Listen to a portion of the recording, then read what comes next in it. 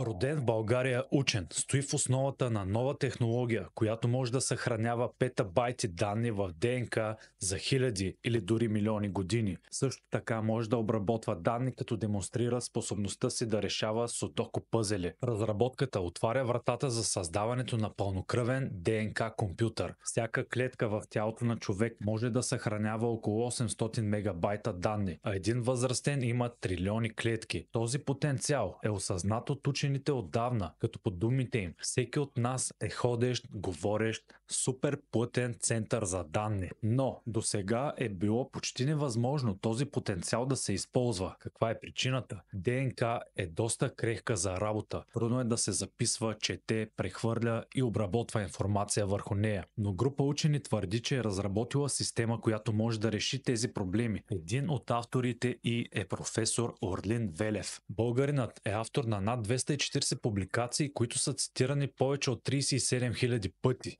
Велев има впечатляващи постижения в областта на колоидите и наноструктурите с електрическа и фотонна функционалност. Също така биосензори, микрофлуиди и нанопроизводство. В ролята на ключа е мек полимерен материал, който действа като скеле за ДНК.